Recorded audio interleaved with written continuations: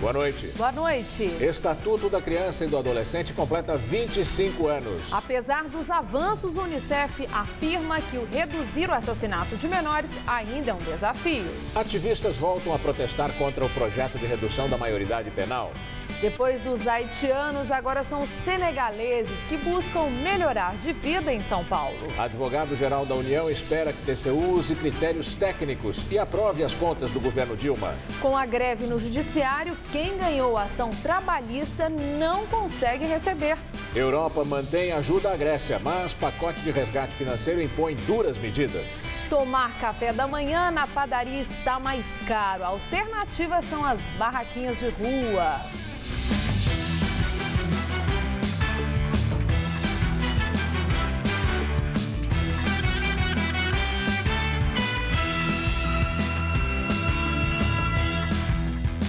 O Estatuto da Criança e do Adolescente completa 25 anos. Uma das leis mais avançadas do mundo, chegou a ser exemplo para outros países, principalmente da América Latina. Mas ainda assim, ainda é muito que ser feito. Dados divulgados hoje pelo Unicef, o Fundo das Nações Unidas para a Infância, mostram que 42 mil menores podem ser assassinados até 2019 no Brasil. Alguns pais acham que não há motivos para comemorar. Porque muitos direitos das crianças hoje, não são obedecidos, É visado mais nas crianças que cometem algum delito do que as crianças que sofrem algum mal mesmo, E parece mesmo que os avanços em 25 anos ainda estão longe do ideal. Todas as esquinas aqui da região metropolitana de São Paulo, nós sempre verificamos a presença de crianças e adolescentes vendendo balas, pedindo, limpando os vidros dos carros. O projeto Quixote, na zona sul da capital, atende jovens e crianças em situação de risco desde 1996. O principal objetivo é a inclusão social. Eu acho que temos várias discussões na sociedade, como que tipo de contribuição, o que pode ser feito, o que pode ser melhorado, essas coisas. Mas o que é que a gente pode fazer ainda? Entre 1992 e 2013, o número de crianças e adolescentes entre 5 e 15 anos trabalhando no país caiu de 5.400.000 para cerca de 1.300.000. Já o percentual de crianças fora da escola caiu de 64% para 7%. No mesmo período, a taxa de mortalidade infantil para cada 1.000 nascidos vivos caiu 68,4%. Segundo o Unicef, o Fundo das Nações Unidas para a Infância, mostram que, em média, nós temos 24 pessoas que morrem na faixa etária dos 0 aos 18 anos todos os dias no Brasil.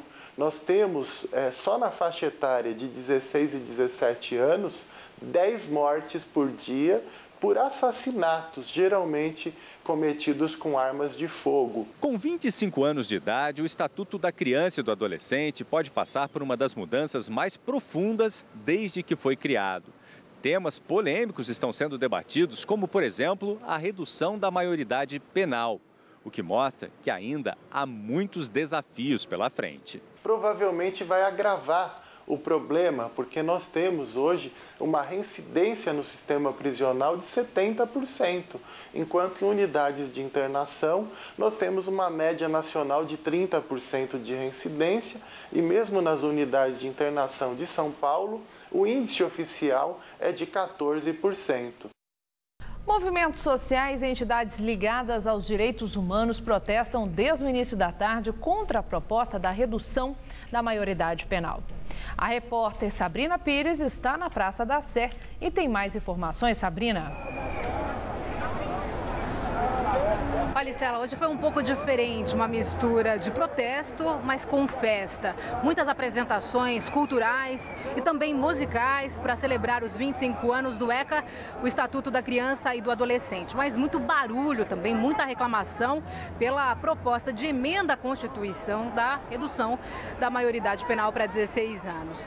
Agora, esse ato terminou, só que alguns manifestantes seguem a pé pela Avenida Brigadeiro Brigadeiro Luiz Antônio, no sentido da Paulista. Esse ato começou às 2 horas da tarde no Vale do Anhangabaú. Eles vieram andando aqui até a Praça da Sé, fizeram várias apresentações com a participação de entidades, de movimentos sociais, crianças e adolescentes que participam de projetos sociais, mas agora eles deram continuidade a esse ato que estava marcado para terminar às 7 e seguem para a Avenida Paulista pela Brigadeiro Luiz Antônio. Segundo os organizadores, 4.000 pessoas chegaram a participar desse ato. A Polícia Militar informou que não fez a contagem desse evento, especialmente hoje. Voltamos ao estúdio. Conservadores são rápidos em apontar o dedo para o Estatuto da Criança e do Adolescente para explicar os nossos maiores males. Dizem que ele protege em excesso os menores que deveriam ser mais responsabilizados e punidos. Mas os números mostram justamente o contrário. O Estado é que não cumpre o Estatuto. Nunca se construíram, por exemplo, as creches para abrigar as crianças de 0 a 3 anos de idade, como manda a lei. Só na cidade de São Paulo faltam mais de 120 mil vagas. Metade dos nossos jovens de 15 a 17 anos ainda cursa o ensino fundamental. Os mesmos conservadores que ignoram os números querem criar uma nova roda dos enjeitados, desta vez nas cadeias. Querem jogar lá dentro os menores infratores de mais de 16 anos, ou antes, se conseguirem. Aumenta o número de imigrantes ilegais que procuram a cidade de São Paulo para viver. A entrada ilegal de imigrantes pelo Acre aumentou nos últimos meses e agora, além dos haitianos, os senegaleses também usam a fronteira do estado com a Bolívia e o Peru. É em dias assim, de oração, que esses muçulmanos relembram como era viver em seus países de origem.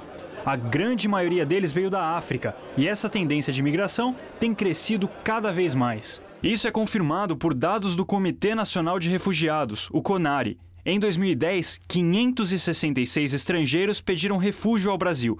Já nos 10 primeiros meses de 2014, esse número aumentou para 8.302.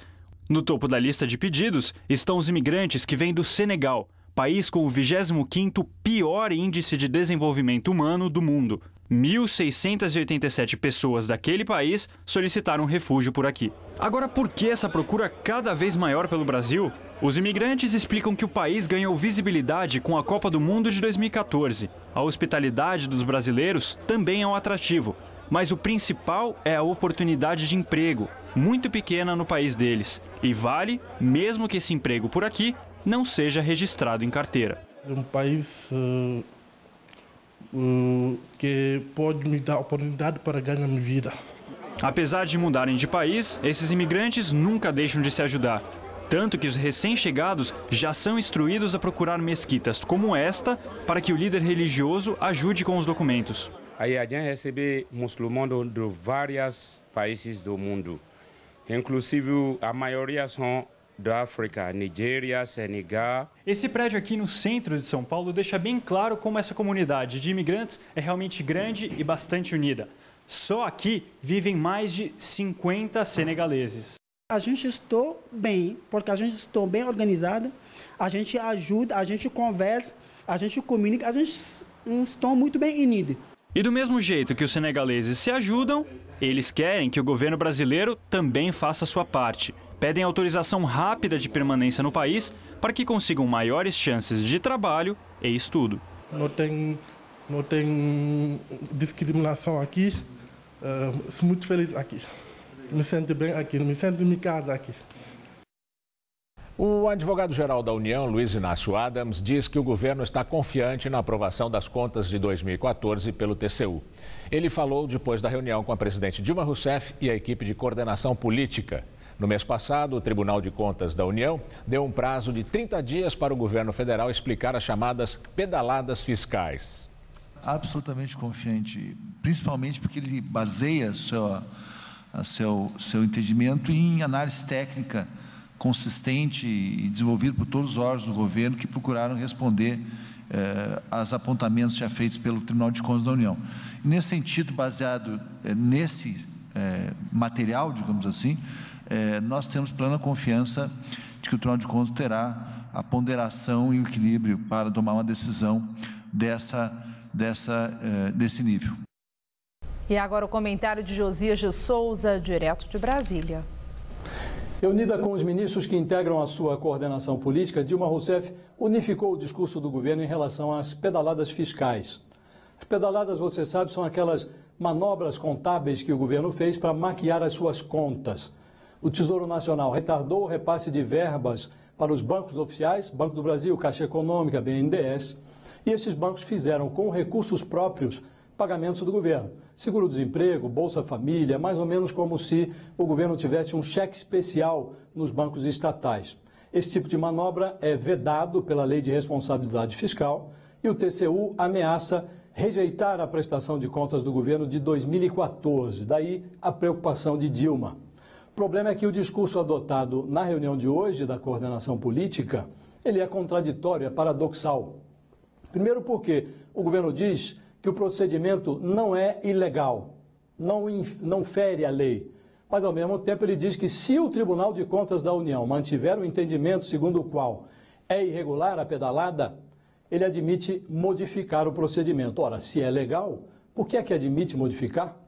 E o outro ponto é que o governo diz que antecessores de Dilma Rousseff, entre eles Fernando Henrique Cardoso, fizeram o mesmo tipo de procedimento e o TCU não rejeitou as contas desses presidentes. Portanto, nessa linha de raciocínio, o TCU não poderia, ainda que considerasse ilegais os procedimentos, não poderia agora condenar o governo Dilma.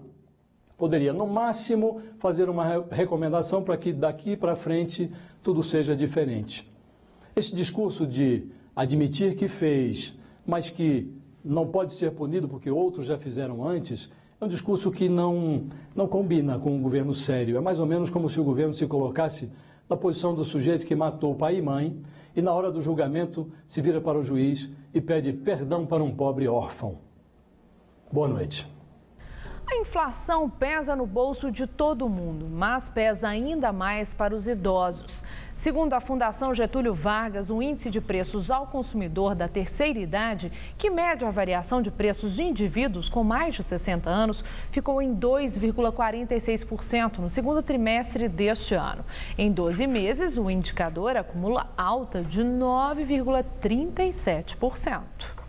Padaria é sinônimo de tentação e paulistano gosta de tomar café da manhã em padaria, principalmente pelo tradicional pão na chapa com café com leite. Mas essa rotina tem pesado no bolso. Nesta padaria, a dupla famosa sai por R$ 9,30, sendo que se a pessoa resolver comprar 100 gramas de mortadela, por exemplo, mais 2 pães franceses e 2 litros de leite, a conta nem chega aos R$ 9,00. Em casa você nem computa o tempo que você vai gastar para fazer o café, para você lavar a louça, luz, água, tudo isso daí, gás, né? Aqui não, aqui a gente tem uma equipe preparada aguardando o cliente para a gente produzir o que ele quer.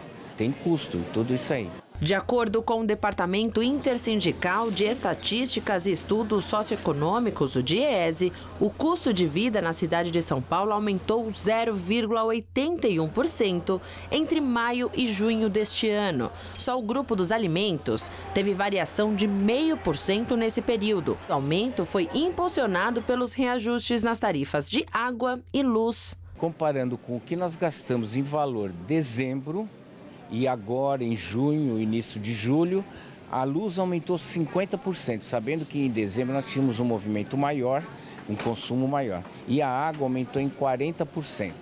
E assim, bem em frente ao metrô e logo cedinho, tem quem prefira um café da manhã mais caseiro e também mais em conta. E por enquanto, parece que a inflação sobre o preço dos alimentos ainda não afeta tanto quem trabalha nessas barraquinhas. Eu só aumentei 50 centavos do bolo, 1,50. Quem tem dinheiro? Tá ruim para todo mundo, viu? Dona Nena conta que há 6 anos a travessa de bolo custava R$ 5,00 e hoje não encontra por menos de 12. E antes você costumava tomar café numa padaria? Quanto você pagava? R$10. Eu comia um mini croissant, um pãozinho na chapa, um café com leite, R$10. E hoje? R$3. A maioria dessas barraquinhas vende uma fatia de bolo com o famoso pingado de café com leite por R$ 2,50. Os clientes são exigentes. Se tiver muito mão suja, põe na mão em cima, então... Os países do euro chegaram a um acordo com a Grécia. Atenas aceitou novas medidas para negociar o terceiro plano de resgate de 86 bilhões de euros. Os ministros da zona do euro ficaram reunidos por 17 horas. As condições impostas pelos credores internacionais obrigaram o primeiro-ministro grego, Alexis Tsipras, eleito há 5 meses, a abandonar as promessas de acabar com a austeridade que sufoca o país há 5 anos. Medidas como cortes de gastos, aumentos de impostos e reformas de aposentadorias têm que ser aprovadas pelo parlamento grego até quarta-feira à noite, para que as negociações sobre o novo pacote de resgate possam começar. Um fundo de ativos gregos de 50 bilhões de euros vai servir como garantia do empréstimo. Uma das condições mais humilhantes que Atenas teve que aceitar foi a cláusula que determina que os textos legislativos deverão ser submetidos aos credores antes de passarem à votação no parlamento grego ou serem submetidos a plebiscito. Vários países precisam submeter o acordo a seus parlamentos, inclusive a Alemanha, a maior credora da Grécia. A chanceler alemã Angela Merkel afirmou que pode recomendar com total confiança que o parlamento alemão autorize a abertura de negociações de empréstimo com Atenas, assim que o parlamento grego aprovar o programa todo. Os bancos gregos vão continuar fechados, pelo menos até quarta-feira. E agora vamos ao comentário de economia com Denise Campos de Toledo. Ela fala sobre o novo acordo da Grécia. A Grécia chegou muito perto de sair da zona do euro, situação que poderia levar à quebradeira de bancos, à adoção da própria moeda, com forte desvalorização que geraria inflação, mas dando melhores condições para as exportações do país. O comércio externo seria o canal para a recuperação da economia, mas de forma muito incerta, já que a pauta exportadora da Grécia é bem limitada. No curto prazo, a crise e as perdas poderiam ser bem maiores. Já o bloco europeu ficaria estruturalmente abalado. Daí veio a negociação de última hora, arrancada na marra, muito por pressão da França e da Itália, que não queriam uma solução mais drástica. A Grécia, como vimos, deve receber um empréstimo de até 86 bilhões de euros. Investimentos também, mas vai ter de engolir mais ajustes pesados, como as mudanças na Previdência, aumento de impostos e privatizações, cujos recursos também vão entrar como garantia do empréstimo. O primeiro-ministro Tsipras não pode mesmo cantar vitória. Vai ser forçado a adotar medidas que rejeitava desde a época das eleições, assumindo todo o desgaste. Qualquer semelhança com o Brasil não é mera coincidência, não. Não dá para saber ainda como a população grega vai reagir a mais aperto. Por outro lado, o bloco europeu abre um precedente. Talvez mais à frente tenha de negociar com outros países que também mostram maior fragilidade econômica, e a postura da Itália em defesa da Grécia veio muito dessa possibilidade. No final das contas, o acordo pode ter sido apenas a solução menos traumática, mas não definitiva. Para o Brasil, traz um certo alívio. O impasse em torno da Grécia era mais um fator a provocar movimentos de aversão ao risco, fuga de investimentos, assim como pode ocorrer com as incertezas em relação à China, em relação ao momento em que os juros vão voltar a subir nos Estados Unidos e também por causa dos nossos próprios problemas no campo político e econômico. Problemas que já têm deixado os investidores bem cautelosos. Eu volto na quinta. Até lá. O governo eleva o limite do crédito consignado, aquele com desconto em folha de pagamento, de 30% para 35% da renda. Mas esses 5% adicionais só podem ser usados para pagar o financiamento do cartão de crédito. Essa medida, publicada hoje no Diário Oficial da União, também vale para aposentados e pensionistas. Os servidores do Judiciário estão em greve em todo o país desde o dia 10 de junho. A paralisação vem prejudicando trabalhadores que ganharam ações na Justiça e não conseguem receber os pagamentos. Essas faixas estão há mais de um mês na entrada do Fórum Trabalhista Rui Barbosa, que fica na zona oeste de São Paulo e é o maior da capital. O Edson, que trabalha em uma firma de advogados, até tentou a sorte. Entrou no fórum para consultar alguns processos, mas teve que dar meia volta. A vara estava fechada. A gente está sendo bastante prejudicado, né? Não só eu, como os outros estagiários também, né? Advogados, processo parado, então é complicado, né? O sindicato diz que 82 das 90 varas do Fórum Rui Barbosa não funcionaram nesta segunda-feira. Já de acordo com o Tribunal Regional do Trabalho, 62 varas registraram atendimento parcial e 6 ficaram fechadas. Eu vim cedo para cá e a vara não estava funcionando. Isso que afeta um pouco, você não sabe com antecedência se vai ter audiência ou não. A paralisação dos servidores de Justiça do Trabalho é a que afeta mais diretamente o cidadão. É que com as secretarias fechadas, os processos não andam. Tem gente que já até ganhou causa trabalhista, mas não consegue sacar o dinheiro por causa da greve. É o caso de uma cliente do Marcelo. O empregado ele já é fragilizado quando ele tem algum dos seus direitos não pagos. E aí, com essa situação, quando vai buscar, inclusive, o direito, que é o seguro-desemprego ou o fundo de garantia, se vê nessa situação com o judiciário em greve e, infelizmente, não pode ser atendido. O sindicato garante que as atividades mais importantes estão sendo mantidas. Os servidores da Justiça pedem a aprovação do PLC 28, projeto de lei que cria um plano de carreira para a categoria e recompõe os salários, que, segundo o sindicato, não são reajustados em relação à inflação desde 2006. Para compensar a defasagem, os aumentos hoje deveriam variar entre 53% e 78%, dependendo da classe e dos anos de trabalho de cada servidor. Os grevistas também reclamam que há pouca mão de obra para a quantidade de trabalho. Aquilo que é essencial, aquilo que diz respeito ao direito fundamental, ao direito que não pode perecer ou que pode perecer caso ele não seja atendido, esse serviço está sendo mantido em todos os setores. Mantém-se o serviço essencial e mais aquilo que for possível fazer com o número de servidores que estão trabalhando. Transportadores de veículos, os chamados cegonheiros, fazem um ato contra possíveis mudanças na prestação de serviço para a montadora Volkswagen. Eles temem que isso possa causar demissões. Hoje, os manifestantes interditaram uma faixa da Via Anchieta.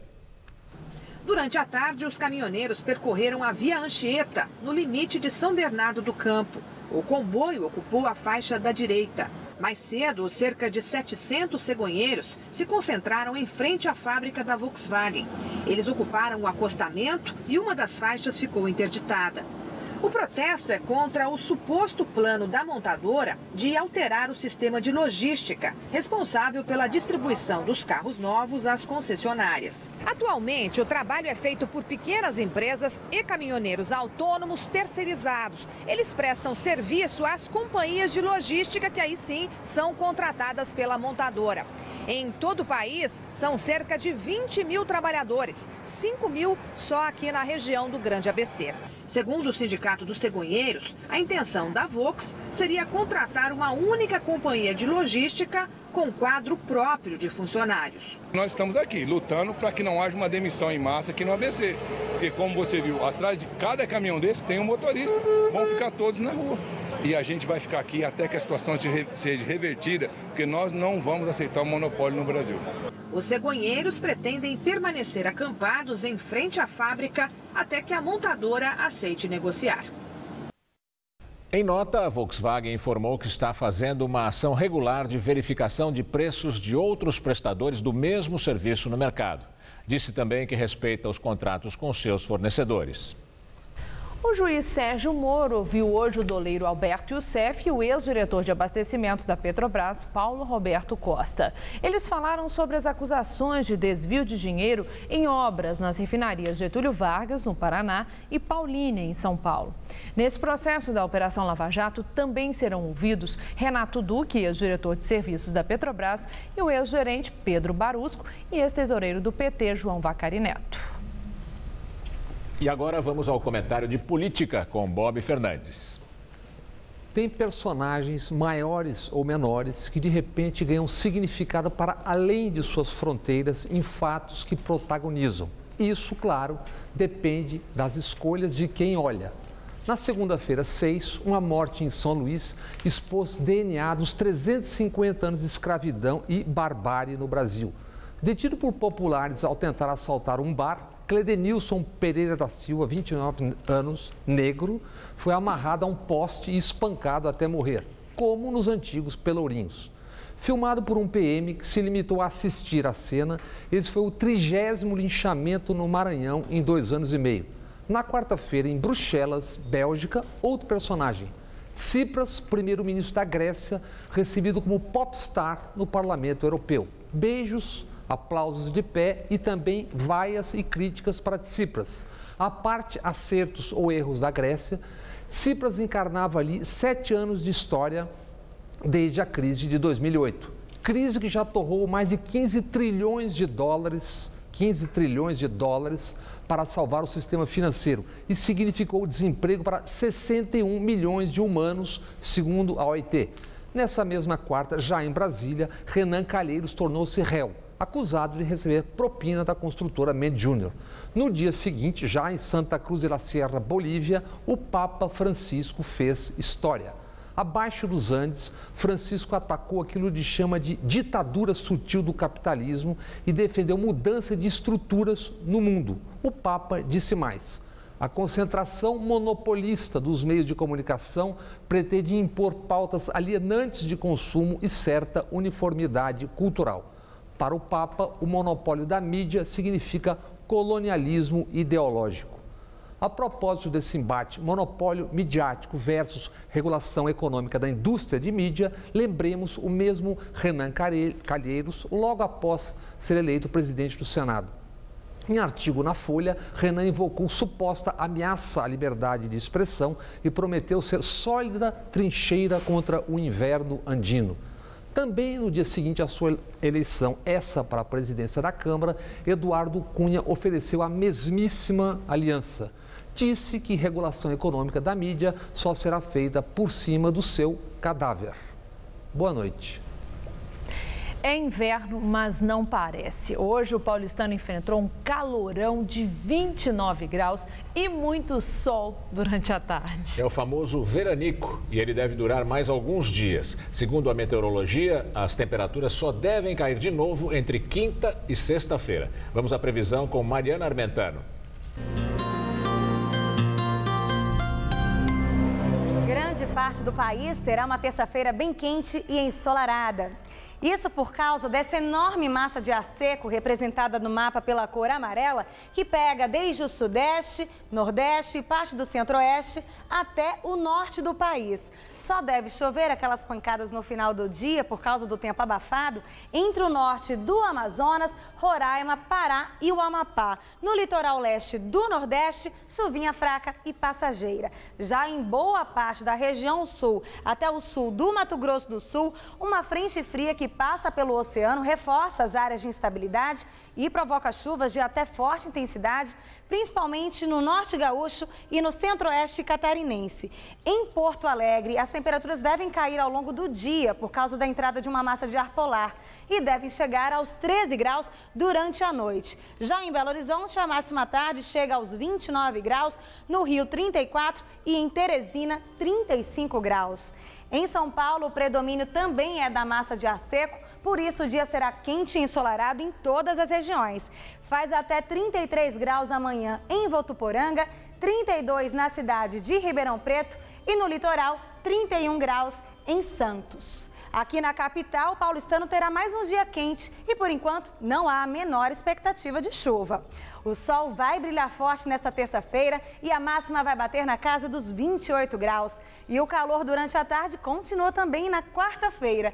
Só na quinta é que a temperatura cai um pouquinho e fica entre 15 e 25 graus. E agora as notícias do esporte com Rodolfo Gamberini e Celso Cardoso. Uma rodada muito boa para os grandes times de São Paulo no Campeonato Brasileiro. Só o Palmeiras, que fez um jogão contra o Sport, não venceu, hein, Celso? Pois é, ele esteve muito perto da vitória. O time sofreu um empate no jogo com o Sport em Recife nos minutinhos finais. Já o Santos se recuperou com uma boa vitória sobre o Figueirense, bela vitória, eu diria, na Vila Belmiro. O São Paulo também fez a lição de casa, quebrando o recorde de público da competição, enquanto o Corinthians goleou o Flamengo no Rio de Janeiro e assumiu a terceira colocação do Brasileirão. No Maracanã, o Corinthians fez um grande primeiro tempo e abriu 2-0 no placar. Wagner Love recebeu um belo passe de Elias, desperdiçou a chance, mas no rebote, o próprio Elias encobriu o goleiro do Flamengo.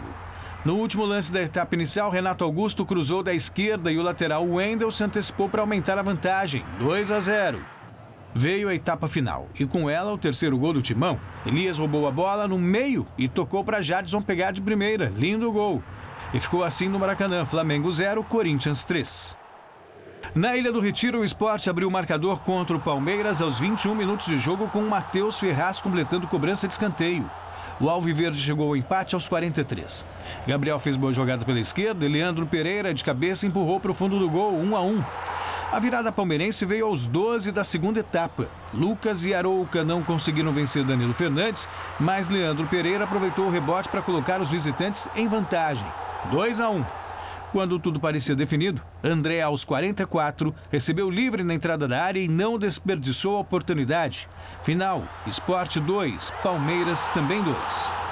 Domingo de sol no estádio do Morumbi e quebra de recorde de público do Campeonato Brasileiro. 59.612 torcedores foram assistir a vitória do São Paulo sobre o Coritiba. O argentino Centurion abriu o placar, 1-0. Ainda no primeiro tempo, Alexandre Pato ampliou 2-0 São Paulo. No vacilo da zaga São Paulina, Marcos Aurélio aproveitou e diminuiu, 2-1. Mas Alexandre Pato definiu o placar. São Paulo 3, Coritiba 1. Na Vila Belmiro, o Santos venceu bem o Figueirense na estreia do técnico Dorival Júnior, 3-0. David Braz, Lucas Lima e Gabriel fizeram os gols do time de Santos. E o São Paulo, apesar de jogar bem, continua por lá a choradeira, né? Um desrespeito à hierarquia, uma falta de espírito coletivo. O que está acontecendo? Estão estranhando o técnico? São jogadores mimados mesmo. Primeiro foi o Michel Bastos, que reclamou ser substituído. Depois foi o Centurion, argentino, reclamou nas redes sociais que como nem o mais genial jogador pode brilhar jogando 10 minutos. Uhum. E ontem foi a vez do Ganso. O Ganso não jogou bem, essa é a realidade, deixou o campo vaiado. E aí, quando o treinador deu a mão para cumprimentá-lo, ele simplesmente se recusou a cumprimentar e ficou chutando tudo que veio pela frente. Foi grosseiro. Merece uma conversa por parte da diretoria. Puxão de orelha. Sem dúvida. Agora, quem não foi bem foi a Ponte Preta, né? Não foi mesmo. Perdeu em casa para o líder Atlético Mineiro. O Fluminense é o segundo colocado e logo atrás do Corinthians, na quarta posição, fechando o G4, aparece o Grêmio, que afundou ainda mais o Vasco da Gama em jogo realizado em Porto Alegre. No Rio Grande do Sul, o Grêmio saiu na frente do Vasco com Anderson Salles contra. 1-0 para os donos da casa. Pedro Rocha, já no finalzinho da partida, marcou o segundo do tricolor gaúcho. Final, Grêmio 2, Vasco 0. No Moisés Lucarelli, o Atlético Mineiro abriu o placar diante da Ponte Preta com Thiago Ribeiro de cabeça. O segundo do Galo veio graças a este chute colocado de Giovanni Augusto.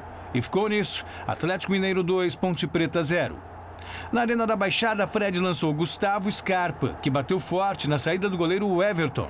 1-0 para o Fluminense sobre o Atlético Paranaense. O Furacão chegou ao gol de empate com Sid Clay, de cabeça. Só que nos acréscimos do segundo tempo, Fred recebeu o cruzamento da direita e mandou para o fundo da rede. Final, Fluminense 2, Atlético Paranaense 1.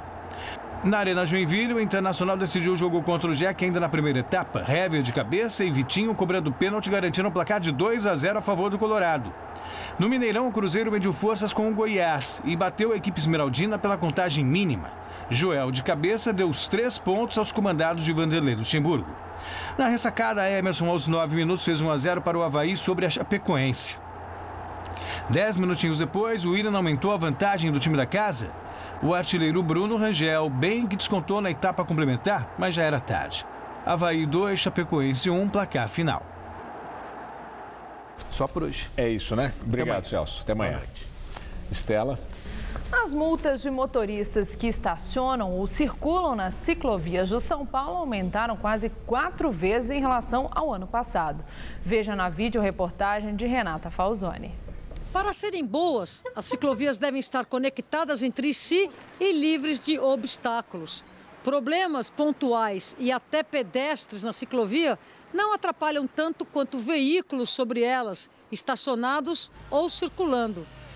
Às vezes, o ciclista é obrigado a trafegar na contramão para contornar o veículo irregular. Tenho que desviar para a faixa, só que eu vou desviar na mão contrária, diminuindo o tempo de reação do motorista e meu. Então, quer dizer, se houver uma pancada, essa pancada vai ser multiplicada pelo fator da física, né? Estacionar na ciclovia é uma infração grave. 5 pontos na carteira e multa de R$ 127,69. Eu sei que é errado, eu acho errado, mas não tem outra opção.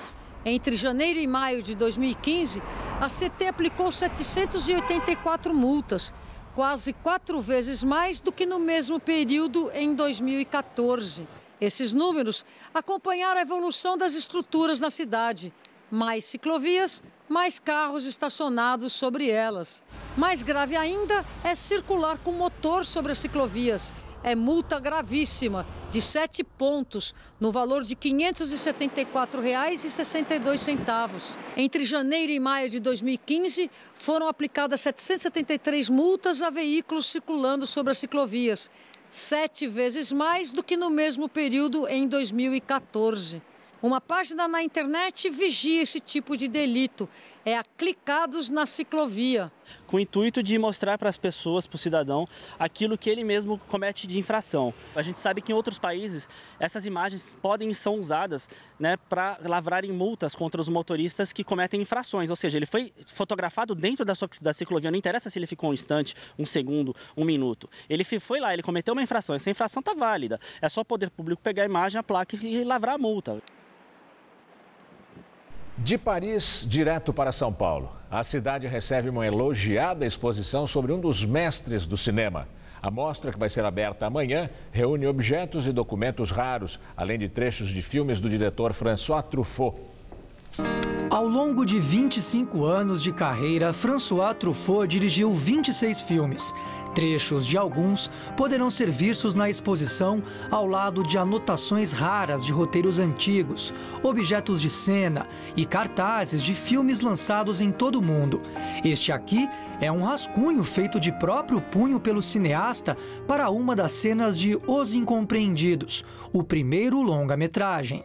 A fita conta a vida do menino Antoine, uma espécie de alter ego do cineasta. Com a história, Truffaut ganhou o prêmio de melhor diretor do Festival de Cannes em 1959.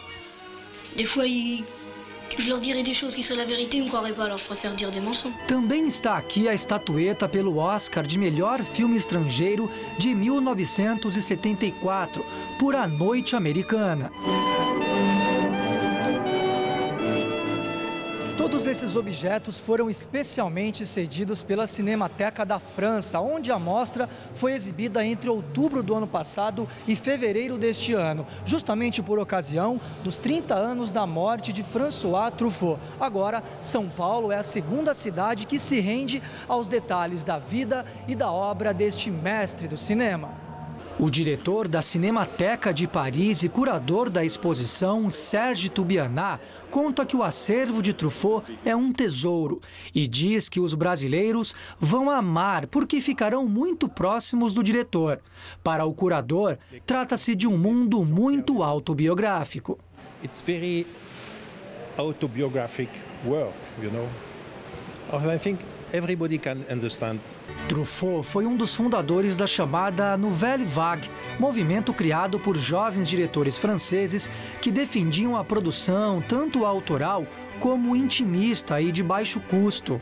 Outro grande sucesso foi Jules e Jean, que no Brasil recebeu o nome de Uma Mulher para Dois.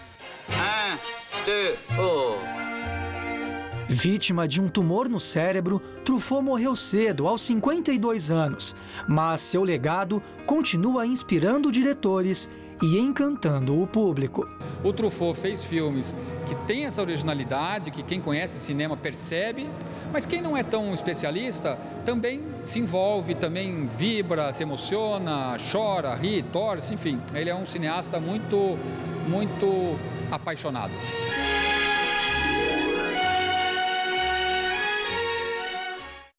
A exposição Truffaut, um cineasta apaixonado, fica em cartaz no Museu da Imagem e do Som até dia 18 de outubro. A mostra pode ser vista de terça a sábado, do meio-dia às 9 da noite. E nos domingos e feriados, das 11 da manhã até às 8 da noite. Os ingressos custam R$10 e às terças a entrada é de graça. 4 policiais militares integrantes da Rota e do Batalhão de Ações Especiais são presos após atentado contra jovem de 22 anos em Sumaré, no interior de São Paulo. Dos 4 policiais presos em flagrante na madrugada da última quinta-feira, 2 são integrantes da Rota e outros 2 do 1º Batalhão de Ações Especiais. Eles são acusados de promover um atentado contra um jovem comerciante de 22 anos e de tentar matar 4 PMs na cidade de Sumaré, a 120 quilômetros da capital paulista. Eles saíram aqui da cidade de São Paulo e foram para o interior com um carro particular, com placa adulterada, sem fardas, fora do horário de trabalho e armados com fuzis. Eles foram até a residência desse comerciante, Giovanni Salustriano, e atingiram o jovem com 6 tiros. Ele segue internado no hospital. Só que ao saírem da residência desse comerciante, que já foi preso por receptação de material roubado, eles se depararam com outros 4 policiais militares que faziam uma patrulha de rotina e perceberam a movimentação no local. Esse encontro resultou num tiroteio. 2 policiais foram atingidos, os 2 aqui da capital, os cabos Joab Saraiva e Fábio Davi da Silva. Eles foram operados e assim que tiverem alta, irão se juntar aos outros 2 policiais presos, o sargento Israel Nantes Santos e o soldado Miller Pascoal de Oliveira Ferreira, que estão presos no Presídio Militar Romão Gomes, na zona norte de São Paulo. Vice-presidente e articulador do governo, Michel Temer, afirma que o recesso no Congresso vai amenizar o clima político no país. A informação foi divulgada no site do jornal O Estado de São Paulo. Temer afirmou que esta semana já começou em clima mais ameno e que não é bom para o país ficar falando em afastamento da presidente. Na entrevista do dia com Maria Lídia Flandre, os novos tempos do PSDB com a reeleição de Aécio Neves, presidente do partido, por mais 2 anos. A oposição do PSDB revigorada e aguerrida eleva o tom do embate político centrado nas ações do governo Dilma.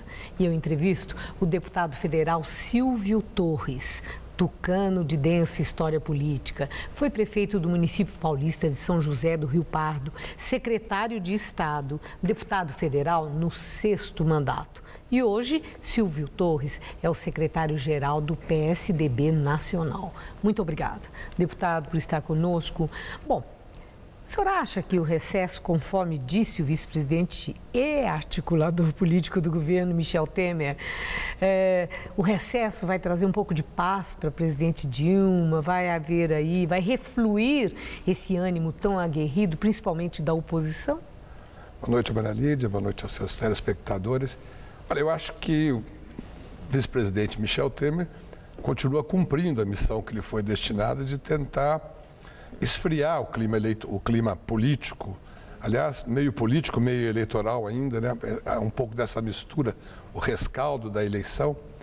Mas eu acho que é um tempo muito pequeno para fatos tão contundentes, digamos assim, que estão atingindo a política nacional. Eu acho que um recesso de 15 dias não vai afastar o debate, não vai afastar a disposição, nem a determinação da oposição em continuar apontando com muita força, com muito ênfase, os desdobramentos de toda esses escândalos, dessa crise política sem precedente, dessa crise ética, enfim. Eu acho que nós, que agora, como você disse, estamos assumindo um novo mandato agora da Executiva Nacional, eu faço parte da equipe que vai dirigir o partido nos próximos 2 anos, com a reeleição do presidente Aécio Neves. Eu acho que nós temos pela frente esse desafio. Bom, mas falando do desafio, no discurso no dia da reeleição, Aécio Neves soltou uma frase que gerou aquela polêmica danada. Foi quando ele disse que o grupo que está aí no governo caminha a passos largos para a interrupção do mandato de Dilma. Que previsão de futuro foi essa? Aécio entende que é esse o caminho a seguir pela oposição? Está dando a largada, sim, para uma campanha para interrupção de mandato de Dilma? Olha, Maria Lídia, o que o Aécio relatou, o que ele expressou, foi o que os fatos estão à disposição para qualquer um analisar e especular sobre ele. O TCU está na iminência de reprovar as contas da presidente, que é o primeiro caso em décadas. Ou não, né? Porque há ali toda uma argumentação da Advocacia Geral que há precedentes, qual seja um tipo jurisprudência em 2001, né, que antecedeu 2002, em que o Tribunal de Contas da União, mesmo com as chamadas pedaladas, que era uma prática habitual, aprovou contas. Como é que aprovou naquela época e agora condena Dilma? Não, primeiro uma situação totalmente diversa. E é o argumento deles, da defesa. A dimensão das pedaladas da presidenta Dilma não tem precedente na história. E é só por isso que há uma tendência quase de unanimidade dentro do TCU para rejeitar as suas contas. O TCU rejeitando as contas da presidente Dilma, vai caber ao Congresso acatar ou não esse parecer. Se ele acatar, está aberto o caminho para o impeachment dela sozinha, o impeachment dela pelas contas dela. Há também, Maria Lídia, como todos sabem, um processo no TSE. O TSE está julgando, está investigando e vai julgar os fatos já narrados, inclusive, por delatores da Lava Jato, de que houve utilização de recursos extra-caixa, né, e provenientes, inclusive, de esquemas de corrupção. E isso abrirá caminho para uma outra situação, que seria a cassação do mandato, tanto dela como do vice-presidente Michel Temer. O PSDB não pode fingir que isso não está acontecendo. E também não pode ser acusado com esse factoide de que é um golpe. Né? Se é um golpe, são as instituições que estão golpeando naquilo que elas viram de irregularidades. A nossa parte vai ser não só estar acompanhando isso e monitorando de muito perto, como nos prepararmos para uma situação que pode ocorrer. Ainda atenta ao discurso, porque a fala do político, principalmente nesses momentos em que a atenção nacional está voltada, como numa eleição de executivo nacional de um partido, o maior partido de oposição, como é o PSDB, o governador de São Paulo, Geraldo Alckmin, também discursou, e no discurso dele, ele disse que ficou claro que o PT não gosta dos pobres, que o PT não gosta do social, que o que ele quer é o poder a qualquer custo. Como entender essa fala do Alckmin se nos governos do PT, tanto de Lula como de Dilma, foram tirados da miséria milhões de brasileiros? Olha, Maria Lídia, primeiro que essa fala do governador Geraldo Alckmin não é nova no PSDB. O próprio nosso senador Aécio Neves, na campanha, ele já enfatizava bastante que o PT era um grupo que só pensava no poder, que não se preocupava com um projeto de país. Né? E atender, como você mesmo disse, atender a setores importantes e dar oportunidade para uma classe menos favorecida, acho que decorre não só de uma vontade política, mas decorre de uma história que já vem acontecendo desde o plano real. Eu acho que o que fez com que os pobres pudessem ascender numa escala social no Brasil foi acabar com a inflação, foram as políticas que se iniciaram no tempo aí do presidente Fernando Henrique, e que o PT, numa situação de governo de uma conjuntura mundial mais favorável, também acentuou e meio que consolidou isso. Eu tenho uma última pergunta, que é o seguinte: no próprio PSDB, há tucanos históricos como o senhor, fazendo crítica à maneira como o PSDB está exercendo a oposição. Na hora das votações, derrotando detalhes importantes do ajuste fiscal para ajuste de contas, votando a favor do reajuste de todas as aposentadorias pelo salário mínimo, quando no PSDB, que fez a reforma da Previdência, se sabe que a Previdência não aguenta. Então a indagação é essa, se está havendo ali no PSDB uma obstinação, capitalizando esse horror que a população está tendo e expressando nas pesquisas, a dificuldade que é advinda, sim, de governo do PT. A inflação, que está alta e crescente, o desemprego, que está assombrando e é crescente também, fora denúncias de corrupção. É uma situação muito adversa para o próprio PT e governos do PT. Mas o PSDB exerce uma oposição em que ele contribui para terra arrasada. Se quer o poder, pretende a presidência da República, como é claro que no PSDB vocês querem. Que tipo de país vocês vão pegar, né, se colaboram para arrasar com as contas públicas, com esse tipo de votação que está acontecendo lá? Bom, Maria Elisa, vamos tentar explicar. Primeiro, as oposições somadas são 100 e poucos deputados na Câmara.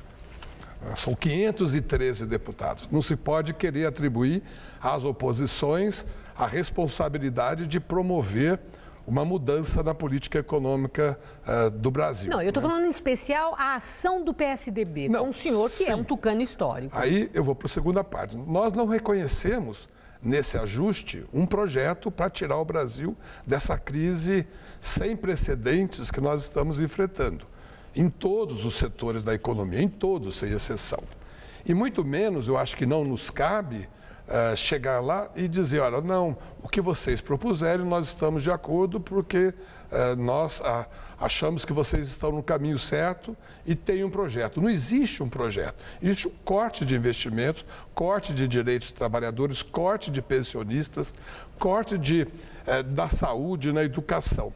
E pior do que isso, agora eu preciso que você me dê 30 segundos para explicar. Somente? 30 segundos para explicar. 30 segundos. De outubro, depois das eleições para cá, a taxa de juros subiu de 11,25 para 13,75, 2,5 pontos.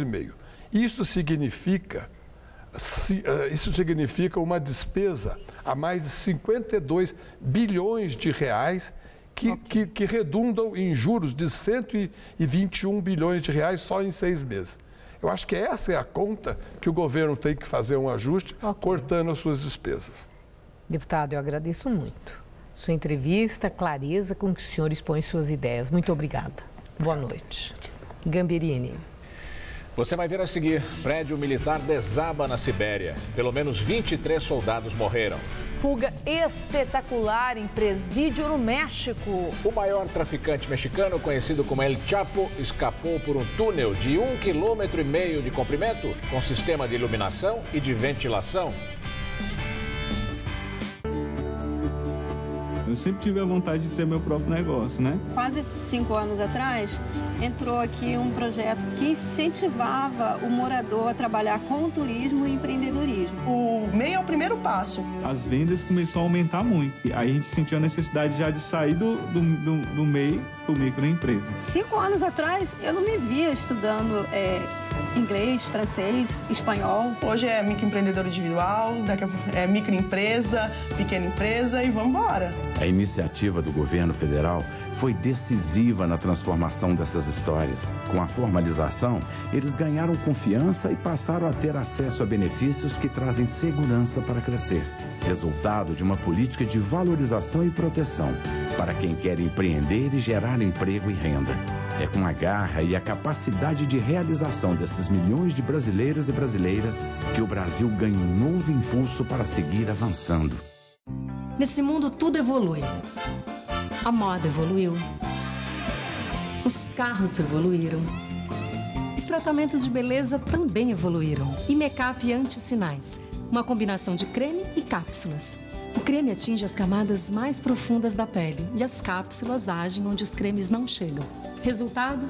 Com o Imecap anti-sinais, os sinais da idade não aparecem. Imecap anti-sinais. A evolução no tratamento de beleza. Quem quer comunicar precisa estar atento ao alcance de sua mensagem, aos canais mais adequados, às mudanças mais repentinas. A comunicação evoluiu. A Faculdade Casper Libero leva você ao próximo nível, a pós-graduação. São 4 cursos que ajudam você a ser protagonista nas grandes transformações. Professores com ampla e reconhecida experiência acadêmica, autonomia para montar a grade curricular e escolher sua carga horária, localização privilegiada e tradição no ensino superior em comunicação. Divida sua carreira entre antes e depois. Faça a pós-graduação na Casper Libero. Inscrições abertas. O trabalho do governo federal avança em São Paulo, avança no Brasil. Na saúde, 6 milhões de pessoas recebem medicamentos gratuitos. Com mais médicos, mais de 2.500 profissionais beneficiam 8 milhões de paulistas. Na educação, 340 creches foram concluídas. E o Pronatec qualifica 1.400.000 jovens e trabalhadores. O Minha Casa Minha Vida já realizou o sonho de mais de 398.000 famílias em São Paulo. É o governo federal trabalhando para o Brasil avançar.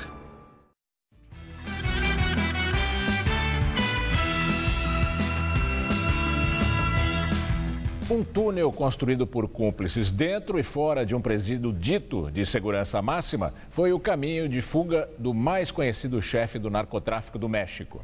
O túnel de 1.500 metros com sistema de iluminação e ventilação termina dentro de uma casa em obras. Por ele, saiu o chefe do cartel de Sinaloa, Joaquim Guzmán, conhecido como El Chapo. Ele estava preso em Altiplano, a 90 quilômetros da capital, e escapou no sábado à noite. O mais conhecido chefe do tráfico de drogas do México já havia fugido uma vez da cadeia de Jalisco há 14 anos pagando suborno. Parece que desta vez a história se repetiu. Mais de 30 pessoas estão detidas, a maioria funcionários do presídio de segurança máxima. A fuga de Guzmán provoca desconforto para o presidente Enrique Peña Nieto, eleito há 3 anos com a promessa de acabar com o poder paralelo do crime organizado. Desabamento de prédio militar russo na Sibéria mata pelo menos 23 soldados. O prédio de 4 andares faz parte de um centro de treinamento na Sibéria, a mais de 2.000 quilômetros de Moscou.